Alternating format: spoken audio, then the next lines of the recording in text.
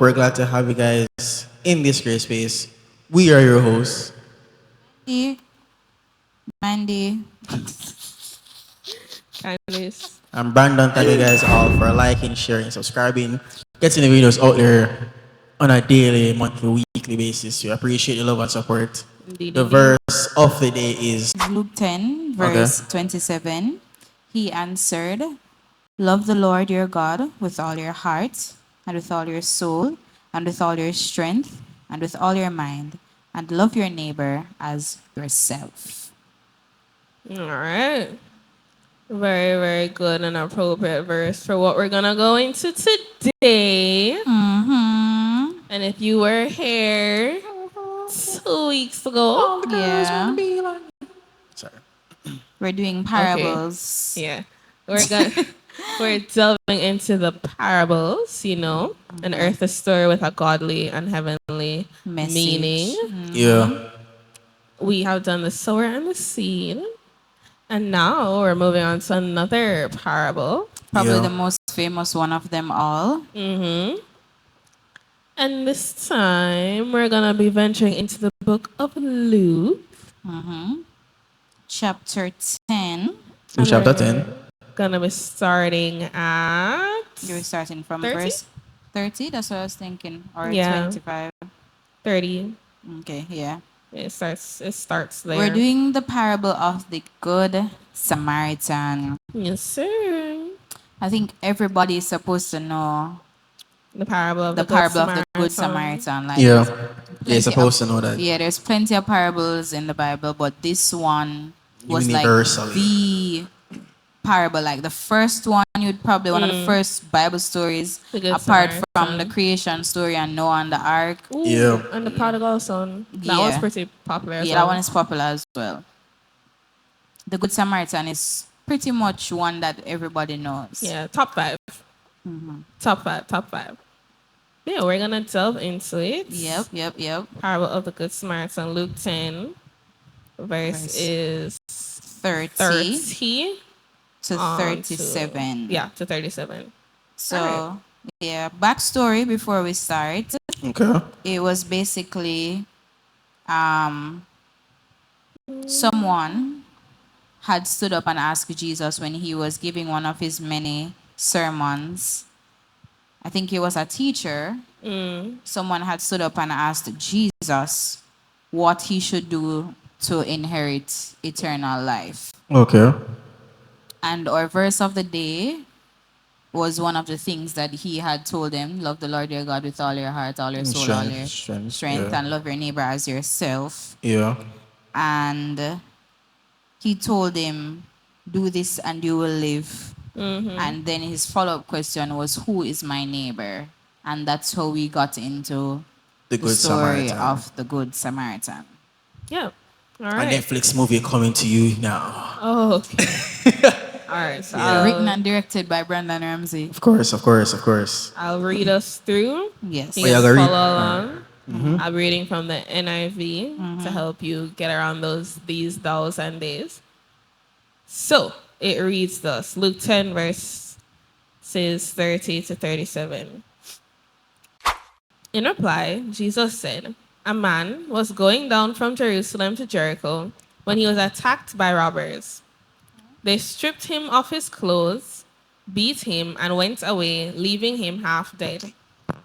A priest happened to be going down the same road, and when he saw the man, he passed by on the other side. So too, a Levite, when he came to the place and saw him, passed by on the other side. But a Samaritan, as he traveled, came where the man was, and when he saw him, he took pity on him. He went to him and bandaged his wounds, pouring on oil and wine. Then he put the man on his donkey, brought him to an inn, and took care of him. The next day he took out 2 denarii and gave them to the innkeeper. Look after him, he said, and when I return, I will reimburse you for any extra expense you may have. Which of these 3 do you think was a neighbor to the man who fell into the hands of robbers? 37 and last. The expert in the law replied, the one who had mercy on him.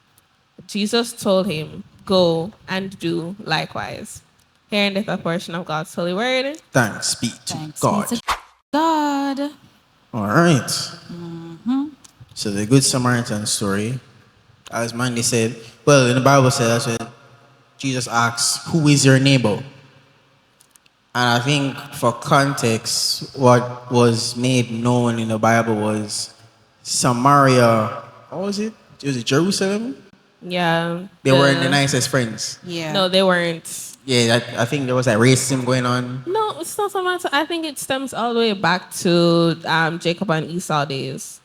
So they're split that way. Yeah, but they don't really like each other like that. No, they are Yeah. not friendly whatsoever. Yeah, so the origin of Good Samaritan was that Jesus was speaking to Jews Yeah. and he was telling a story about the Samaritan who helped a Jewish Jew. man. Yeah. Yeah. A Jewish man. So I think it kind of explains what it means, what your neighbor is. Even the persons who society tells you not to like Yeah. or not to Yeah. necessarily want to be friends with. Those are the Yeah. persons who they neglected.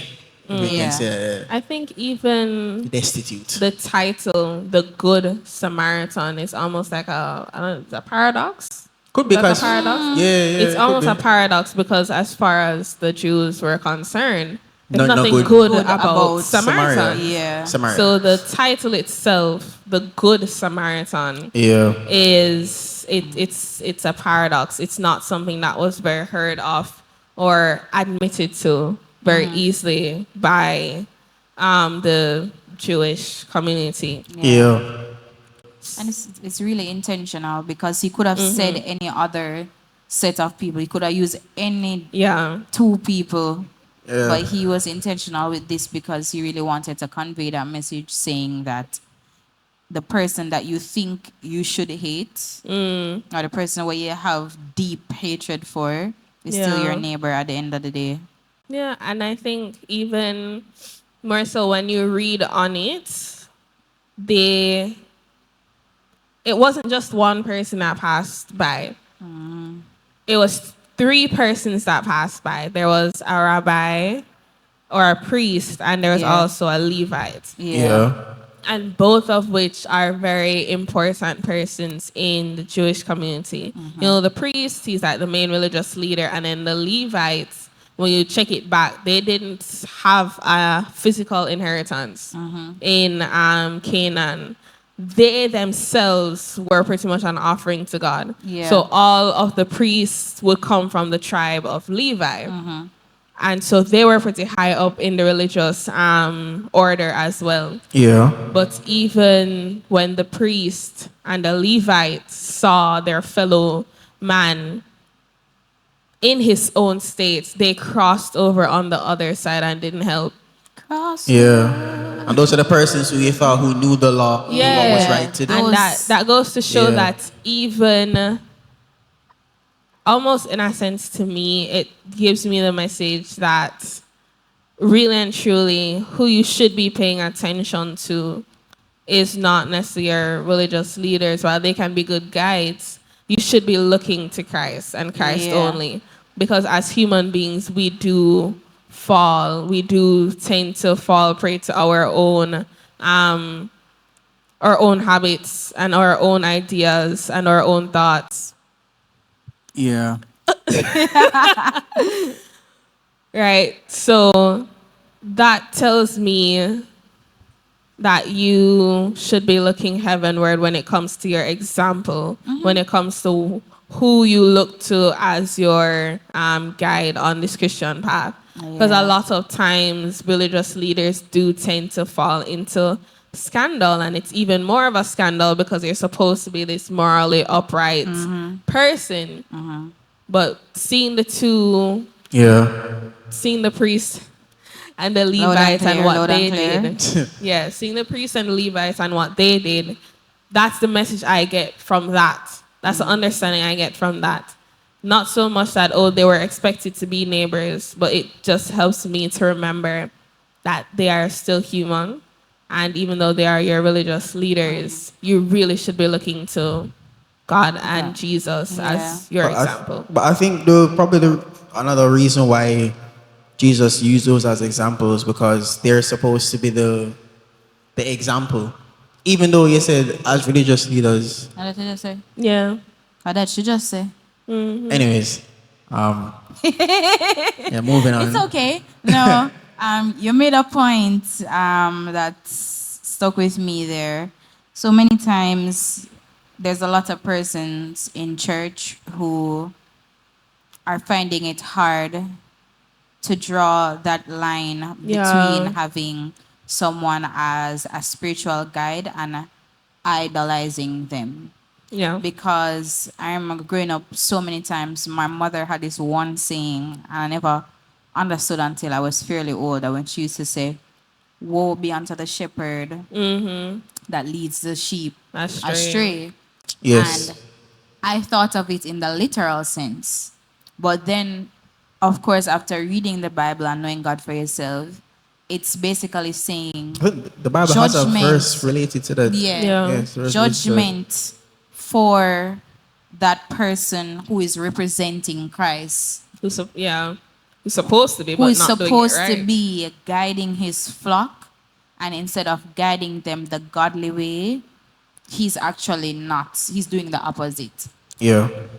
And it's just like those persons, the priests and the Levites. They are persons who the Jews would have expected to, of course, be the Yeah. people that would be the one to help the guy out. Yeah. Yeah. Yeah. But here Jesus is showing them that these very people, just like Candace say, can fail you or they can disappoint you because you have your expectations so high for them. Because I'm sure the guys were expecting Jesus to say, okay, the priest passed and he saw the man lying down on the ground. They were expecting him to follow up and say, the priest take up the man, carry him, go wherever, whatever, As a and make priest should. sure, yeah, and make sure say him recover and thing. And him go all the way down, and it's sometimes the person that you least expect. Yeah. And it's almost like metaphorically speaking to us here as Christians, something can happen to your fellow brethren or to somebody that's a non-believer, Yeah. Yeah. and say somebody come to church, the girl now have no church clothes, right? And she come in a like her, as Sister Cassette says Sunday, her bottom rider and like a sweater or something. Yeah. Yeah. You know, she come to church and she sits in the back bench, of course, because she would have been aware that she's not suitably dressed.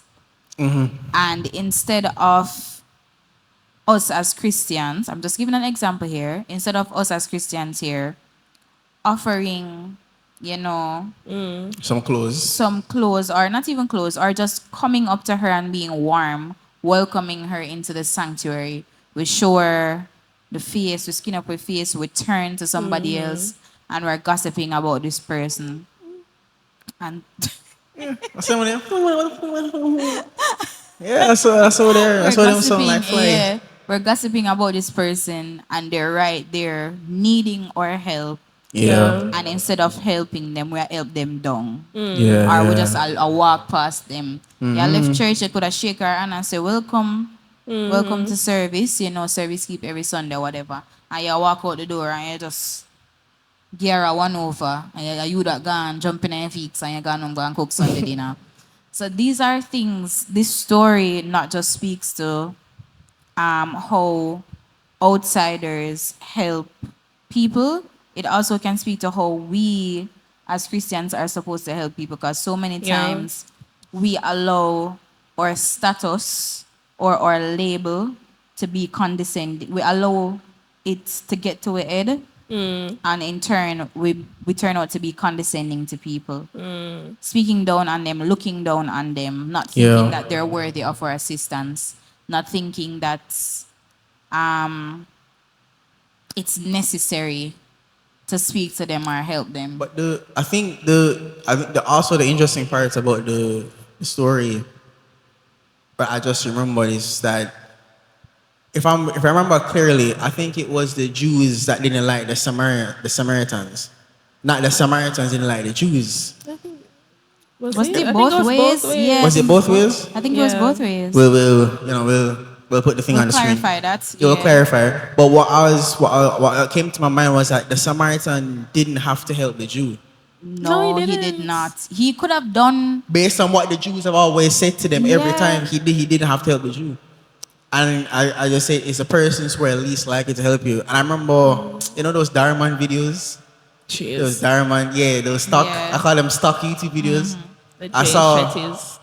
I saw one of them where this family, white couple, they have a one daughter, and she needs a kidney, right?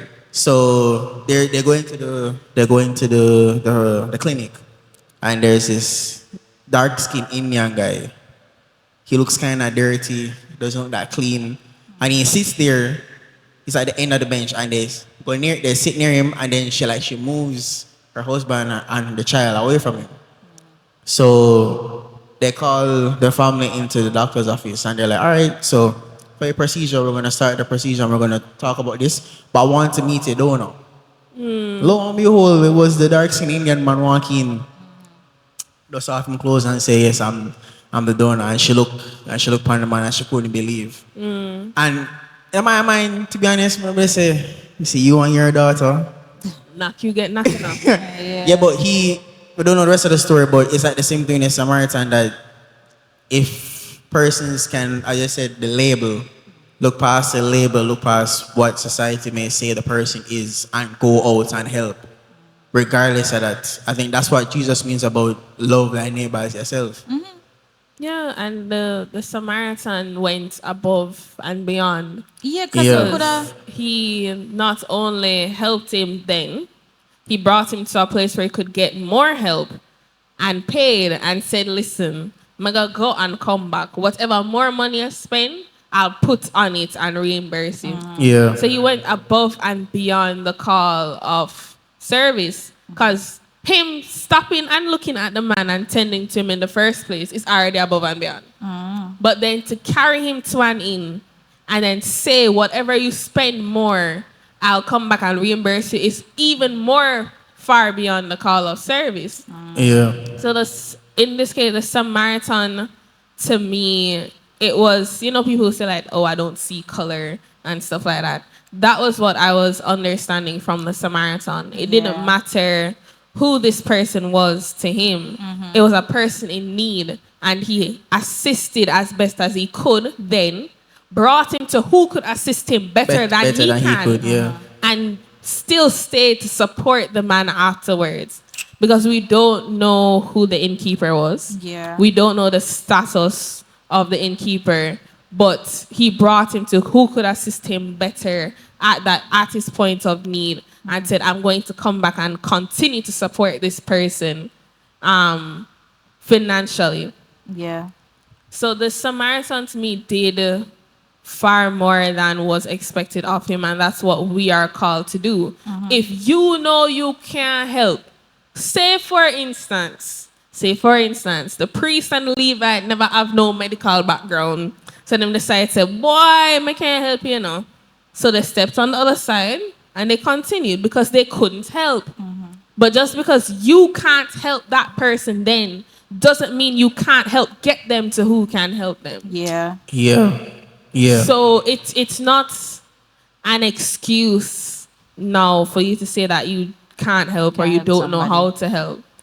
It's now on you to find out how you can help, even if this isn't what you can do. So you might not be able to cook, but you know somebody who can. Or you might not be able to cook, but you can go and get the ingredients to help the person cook. So it's not enough to say that I can't, but how else can you help? You know what that just made me think of? So that's one instance with you saying to yourself, say, boy, I can't offer any assistance. But the people that can and turned a blind eye, Yeah. that's a different kind of wickedness. Honestly, there's no other else way I can say it. It's one thing for you to not to be able to offer any assistance in this case, but another thing when you know say you can and you Yeah. have it can help and you don't help at all. You decide not to. You decide not to, that's hardening your heart Yeah, in I the agree. worst way possible. take for instance, you know somebody is looking for a room to rent, and you know so the house beside you empty, Yeah. and them are rent it out. But because you said to yourself, say, oh, you can't bother have such and such a live side of me or whatever. The person is desperate to find a home, and because you tell yourself, say, you can't bother have them and live beside you, you don't tell this person, knowing, say, this would be an opportunity that they would love to take up on. Things like that, you are not a good person if you do things like that. It's just No. plain and simple. I If you know, mean, say, you can help and you don't help, you're not Yeah. nice. it goes back to, as you said, love your neighbor as yourself. Do good for the persons who you don't know as much as you want good for yourself. Yeah. You know? And I think something else that it brings me to is in verse 27, the man who is asking Jesus, what do I have to do to gain eternal life? The Yeah. man responds and he says, love the Lord your God with all your hearts and with all your soul and with all your strength and with all your mind, and love your neighbor as yourself. And Jesus said, yes, you have correctly answered, do this and you will live. But he wants to justify himself, so he asks Jesus, and who is my neighbor? I think that's twofold response. That this Christian walk and this Christian journey is more than just worshiping God. It's also how you assist those around you. It's also how you treat those around you. So you are called to be more than just an observer of the word, a hearer of the word, a good churchgoer. You're called to be, well, not even a good churchgoer, a good church attender, right? You're called to be more than just somebody who comes religiously Yeah. and does what you're supposed to do for God. You're also called to serve those around you. Yeah. You're called to participate within your church, to assist those around you, to assist those outside of your church, whether or not you are being observed by those who would know what you're supposed to do. So that twofold answer, That's the important exactly, part. doing what you're supposed to do outside of the gaze of those who know what you're supposed to do is a massive part of your integrity and shows your actual character. Yeah. Is this something that comes from your heart or comes from think- your I don't wanna put the word. desire to be seen as this kind of person? Yeah. Or you just meeting an expectation, but it's not something that you actually want to do of your own volition. Yeah. I think my dad said something. He said, doing good to only people. You know the persons who say, I want, if you do good by me, I'll do good by you. Yeah. My dad said, doing good to people that you don't, that you only know, that's not love. It wouldn't be showing love. That That's wouldn't an be showing love as exchange. an exchange, as Yeah. a transaction. Yeah. And Jesus wants you to do good to To everybody. everybody, the person Yeah. you don't know, persons who might never see. Yeah. And everybody not for know say you give $200 to a madman or in the Yeah, corner. that's what I was just thinking, because that's when I said, oh, the genuineness, if it's not there, it doesn't make sense. Yeah. It's almost like one It's of my just- mother, but it's in the Bible too, but I grew up hearing my mother say, don't be weary in well-doing. She said, I think she said it's like 100 times a day. Yeah. Because growing up, seeing your parents do things for people, like giving them clothes. Yeah. Like, I remember I was younger, and I have no shame in saying this. When my mother used to bag up, like, my clothes that could no longer fit me and something, Yeah. I felt away. Because I was like, all right. And never like, so she asked me and say, you know, you still want this? I mean, she said it can't fit me no more. Yeah. And whatever. But her bagging it up and giving it away without even having persons coming to ask. She just have it on command. It's like food and them something there. And she used to always tell me, say, you can't look upon things like that. As a Jamaican way of saying it. When Yeah. you give away things. So I used to say, Mommy, oh, you always just like give away. Give away. Like if there, I remember fish fry. She used to keep fish fries every summer. Channel. Miss up on the one day. Yeah, you missed out on those. Fish fry, mother used to keep the fish fry every summer. And by like 6 o'clock, everything would be done. To the point where everybody at home, no fish, no chicken, no nothing no left for we. Yeah. And I used to say, Mommy, why would you do that? You know, say, we put in all of this work. We're hungry at the end of the day and something. And she Yeah. always said to me, she say, you see them something here, you know, for look upon them something there. I say, what you mean, man, for look upon them something there? Because now you're dead for hungry and something. And Yeah. she say, you know, for look upon them something there. When you give, and most likely the food them would have put on for we, and a sell, she sell them. I give she give them away. And should I say enough look on them someday because people are always hungry. There's Yeah. always somebody we need it more than your Mandy. She say you're not dead for hungry. You're not, but there's always somebody out there Who need it? who will need it more Yeah, than yeah, you. yeah. And she said to me, say, if you know say you can replenish it without even blinking an eye, don't hold it on up. to it, yeah. Don't hold on to it. Give it away because the blessing will come back to you sometimes all tenfold. So get for understand what she mean when she say, no, look upon them something there. And it's almost like the Samaritan. Him probably never even did I think much about it. I say, oh, it's a sick man. If I do this, God go bless me. Him probably just did that say to himself, say, oh, Somebody know, need help. that brother you need help. Somebody and need something. help. Yeah. So when yeah. you do them something there without expecting in return, is really when God go bless you. And he could have went out and advertised to the whole world, say, yo, you know, somebody just help that Jewish brother, yeah. Man, Your sister, me a good smart brother. Middle of the road, you know, dog. Yeah.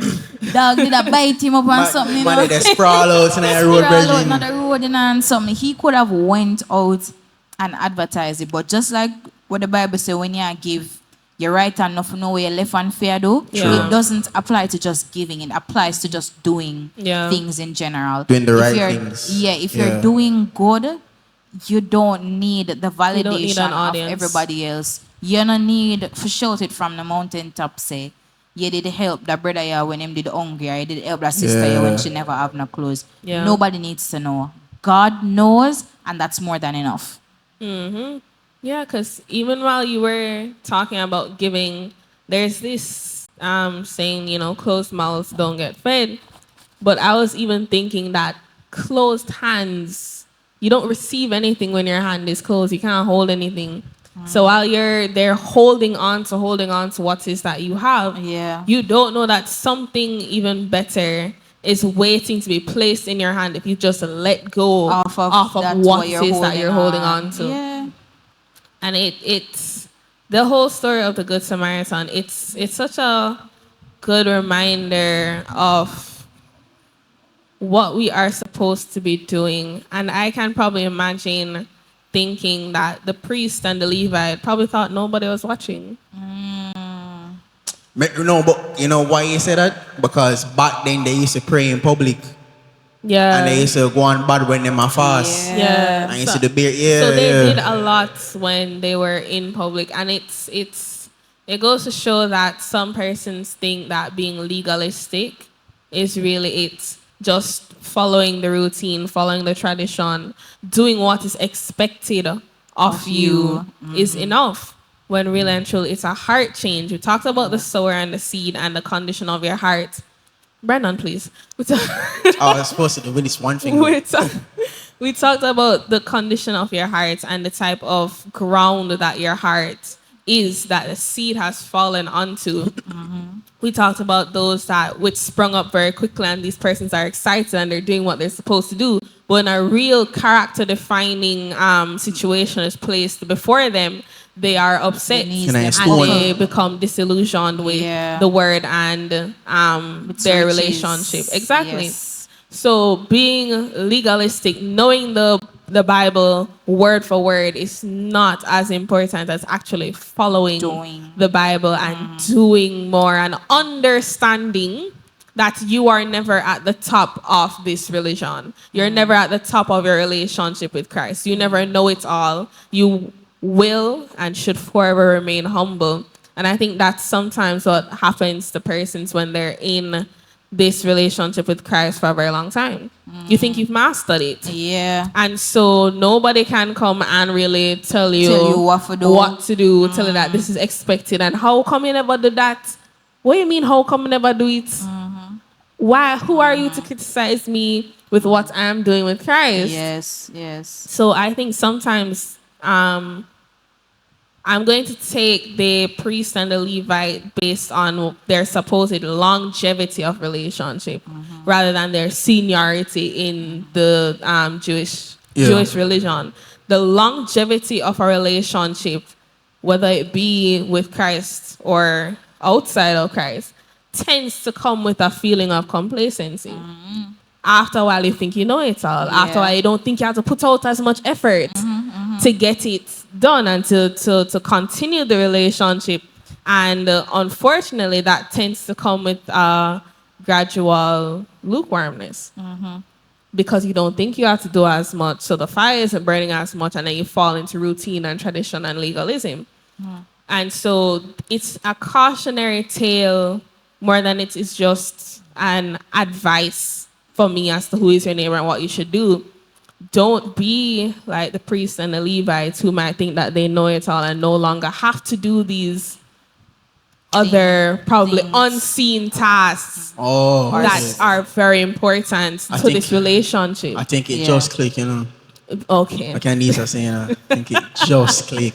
I'm glad it has arrived. I think we all derived or different perspectives from this. Like, I think what stood out the most to me is, as a Christian, integrity is a very important part of your journey as a Christian. Doing the right thing when no one is watching is very important, because you know how that goes. You can be in front of somebody and you put on a show, but behind closed doors, is that really who you are? True. So we have to take in consideration that when Christ made us, he made us in his image and likeness, not just physically, but he wanted us to adapt characteristics like him. Yeah. If Jesus could have go meet Zacchaeus, thieving man, had dinner with him in his house. He helped the man, what was it? It was a blind man that was by the water? No, a layman. A layman, sorry, that was by the water. If he could go and assist people like that, and these are people who will walk past my road. Day in, day out. If he could do those things, these are the same things that he wants us to do. It's basic. It's a basic thing. Being a human, helping each other is a basic thing. I think I understand what you're saying. I'm not disagreeing, but something just hit in my head where it was. He said Jesus went to Zacchaeus, the tax collector, right? And it makes me think that as who Zacchaeus was to people versus who Jesus was to Zacchaeus. Because Jesus saw Zacchaeus as a man who probably needed this word. Bars. Versus I see what you're saying. who people saw him as. And I think the same thing I said with episodes before. I don't remember which episode where I said sometimes you like to identify people with the problems you have with them versus the person. Sometimes we identify people with the situation they're in and who they are as necessarily the person. And I mean, you can make a fair judgment on people if you want, you know, but I think with Jesus and the people who he brought into, the people who he went out to speak to, were the persons that the Pharisees didn't want to engage with. You know, I said Jesus was a friend of sinners. I remember one guy said, Jesus wasn't a friend of sinners. The sinners were a friend of Jesus. The sinners came to him. He was in the spaces and the sinners came to him. You know, I think sometimes we forget that it's, as I said, the persons who are not seeing us, that really shows who you are. And Jesus went out to the persons back then who the Pharisees weren't really talking to because they weren't on their level. They didn't know what we know, and he went to them. And I think in the scripture it says, and the expert says. That's what it says. It says, and the expert says. But he knew. That's what ticked me off, you know, because the first time I read it back, he knew because he was the one that answered and gave him the answer. Was say, love the Lord your God with all your heart and all your soul and all your strength. Is that in Deuteronomy? That's in Deuteronomy, Yes, and he said, love your neighbor as yourself. But he was, I don't want to say cheeky, but I felt like you are correct. It says he wanted to be justified. I feel like he was cheeky because he's like, all right, who am I neighbor then? Because I feel like he low-key knew what Jesus was going to answer and say. But he wanted to be that kind of guy. Yeah, he wanted to be that guy. He wanted to he be must that say, guy. all right, then, so what your neighbor? Because Yeah, what you try to say? we know exactly. Yeah. We know what. Like, bro, you know he would I have know said. everything already, you know. It's fine. I'm just it's not a real question, but go ahead and answer. So it's not like he was really, really asking the question for asking question's sake. It's like that supposed know-it-all kid in class. And every time they open their mouth, you roll their eyes. Because it's like, bro, let's just get on with the lesson, fam.